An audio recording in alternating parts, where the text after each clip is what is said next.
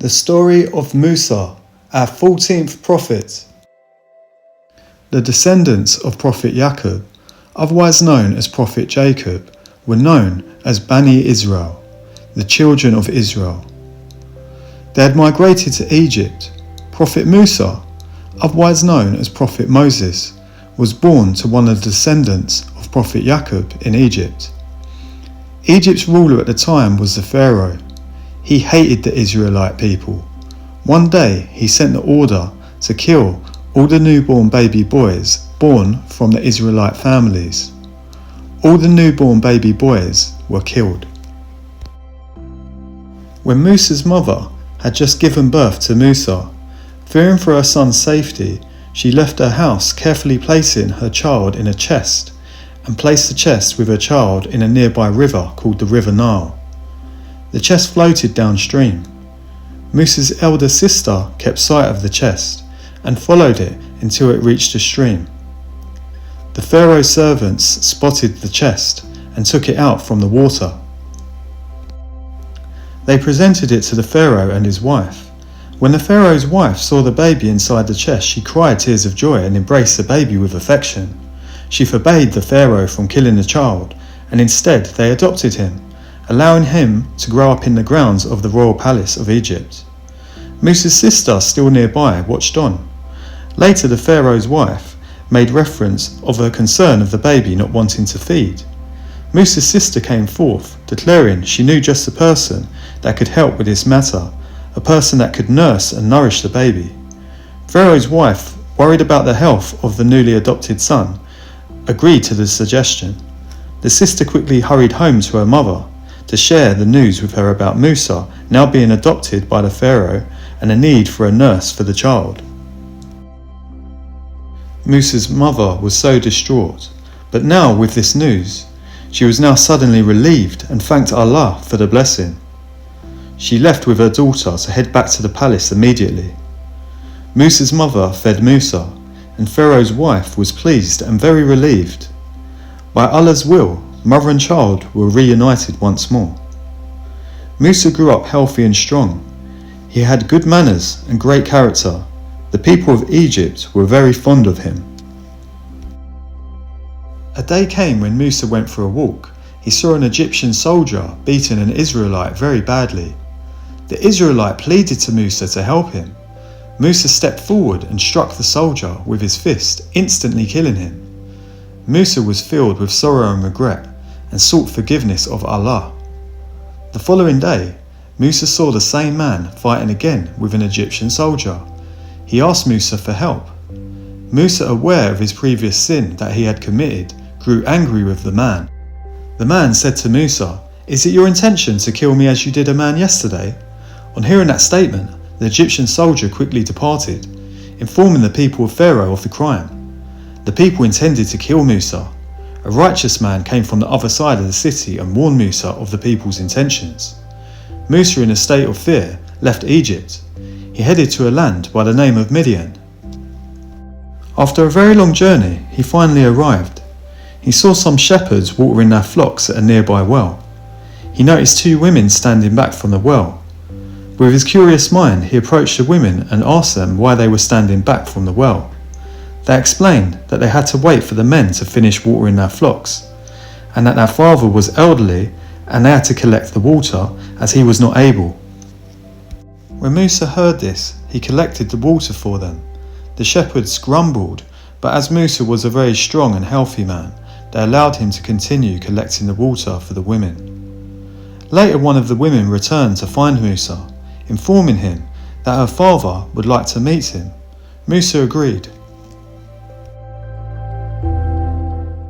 When Musa met the father made a proposal to Musa, stating that if Musa worked for him for a term of 8 years, he would marry one of his daughters to him. Musa agreed to this arrangement. So the years passed.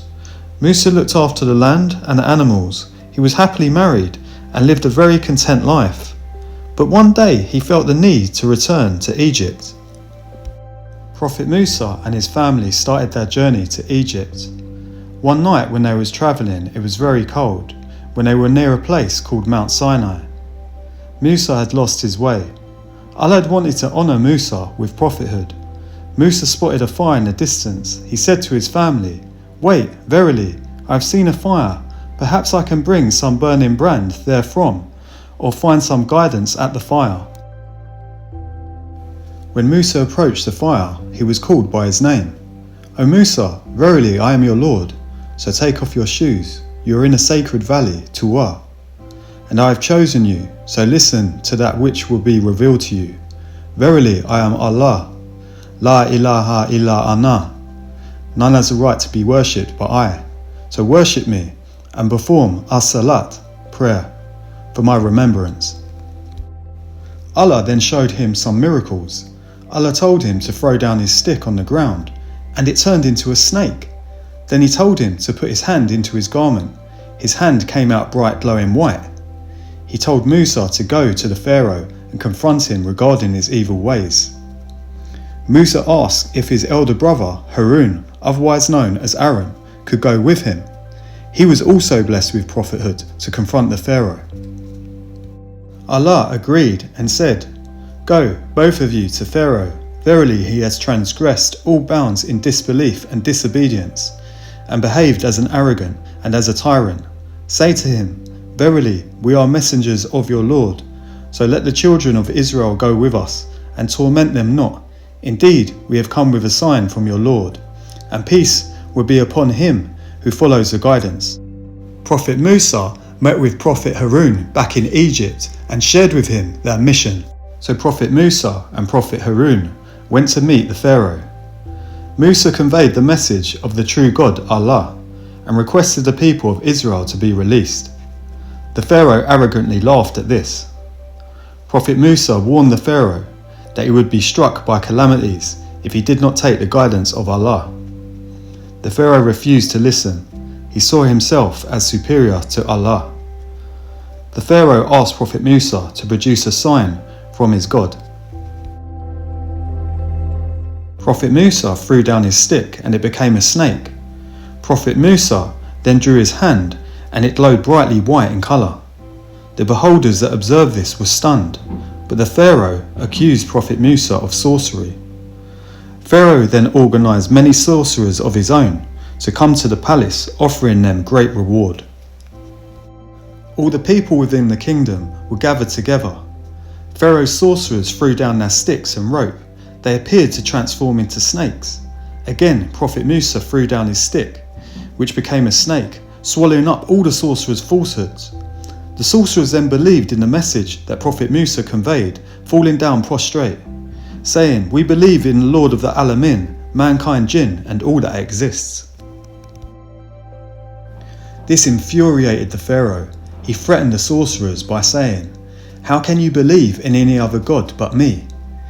If you don't get up, I will cut off your limbs on opposite sides and crucify you." The sorcerers replied, saying, "Do what you will, but we fear the punishment of Allah much more than yours." Musa asked again to free the Israelites, but the Pharaoh refused. Instead, the Pharaoh plotted to kill Prophet Musa and wanted rid of him, fearing mischief in his land. A man from among the family of Pharaoh advised the Pharaoh, saying, "If he is lying, he cannot harm us. But if he is telling the truth, then some of that which he is warning you will befall you." But the Pharaoh would not listen. Prophet Musa then went on to convey the message of Allah to the people of Pharaoh. Many people believed, but this caused the Pharaoh to punish and persecute these people. So Allah sent punishments to the land, giving them opportunities to change their ways of evil. The punishments consisted of a severe drought, a swarm of locusts causing plague, lice, and even frogs appearing everywhere in huge numbers. Then all the Nile River turned to blood. After each calamity, the Pharaoh would promise to release the Israelites to Prophet Musa. When Prophet Musa prayed for each of the calamities to stop, the Pharaoh would go back on his word, breaking his promise. Allah then commanded Prophet Musa to take the people out of Egypt during the night. Prophet Musa left the city secretly with the Israelites. When Pharaoh became aware of this, he gathered a great army to make chase of Prophet Musa and his followers. Prophet Musa had arrived at the shore of the Red Sea.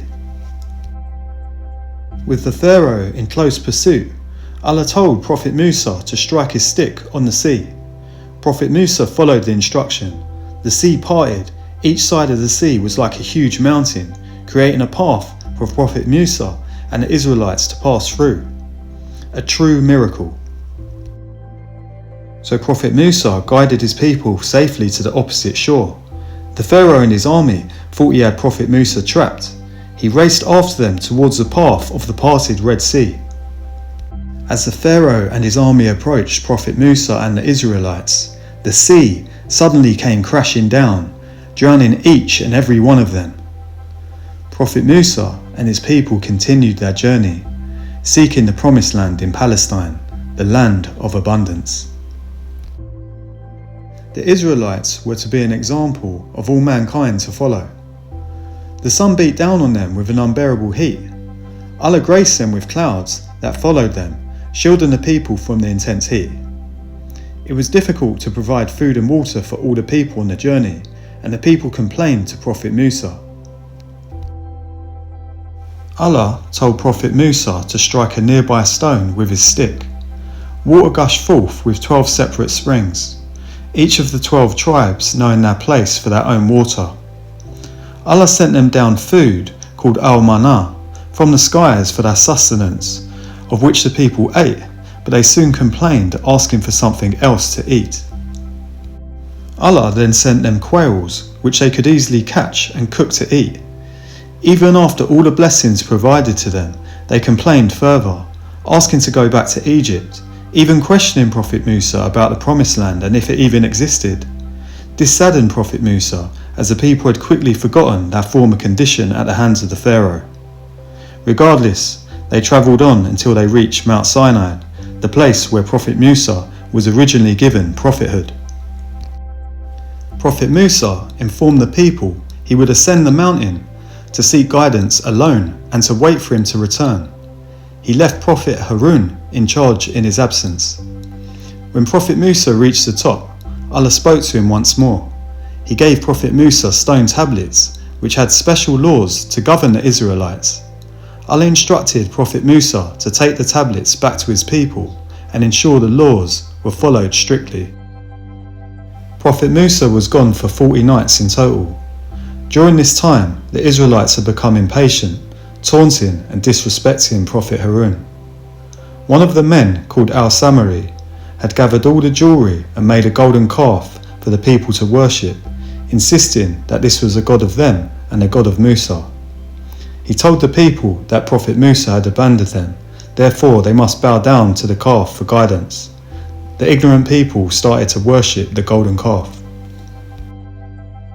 Prophet Harun tried to warn them of their wrong ways, but the people would not listen and instead were threatening him. When Prophet Musa returned to them, he could not believe his eyes. He threw the tablets on the floor and then grabbed his brother by the hair and said, "Did I not tell you to watch the people in my absence?" Prophet Harun explained that he tried his best to guide the people, but they would not listen. Prophet Musa prayed to Allah for forgiveness for himself and his brother. Prophet Musa destroyed the golden calf. He knew Allah would punish them for them worshipping the calf. Prophet Musa then chose 70 seniors from the tribes to join him to ascend the mountain to ask Allah for forgiveness of their sins. They climbed Mount Sinai together. When they reached the top, Prophet Musa walked ahead of them and started speaking with Allah. When Prophet Musa returned to the seniors, they said to Prophet Musa, even after all the miracles that they had witnessed, that they would not believe in Allah until they were to see Him for themselves. Allah seized them with thunderbolts, instantly killing them all. Prophet Musa, on seeing this, was not sure how he'd explain this to the people that waited below, so he prayed to Allah for forgiveness. Allah then resurrected the deceased people, giving them opportunity to be grateful once more. Prophet Musa and the ungrateful followers continued on to the Holy Land. When they finally arrived, the people were afraid of the powerful inhabitants that lived there. The people then rebelled against Prophet Musa. Prophet Musa had enough of their disobedience, so he prayed against them. Allah answered the prayer and told Prophet Musa that the Holy Land was now forbidden to them for 40 years and that the people were to wander the land aimlessly and to not grieve over them. This led Prophet Musa and Prophet Harun to suffer also. After years of wandering, Prophet Harun died in the desert. It has been narrated that Allah then sent the angel of death to take Prophet Musa. When Prophet Musa met the angel, he slapped him in the eye. The angel returned to Allah explaining that Prophet Musa was not a slave wanting to die. So Allah told the angel to go back to Musa and tell him to place his hand on the back of an ox, and for every hair that would remain on his palm would be how many more years he would be granted to live. The angel returned to Prophet Musa and told him Allah's message. Prophet Musa asked what would come after that. The angel replied, death. So Prophet Musa said, let it come now. Prophet Musa had one more request of Allah, asking him to let him die close to the Holy Land so he could at least see it from a distance. Allah granted him his last request. Prophet Musa could see the promised land. Prophet Musa's soul now felt at ease, and he died contently, ready to meet his Creator, Allah.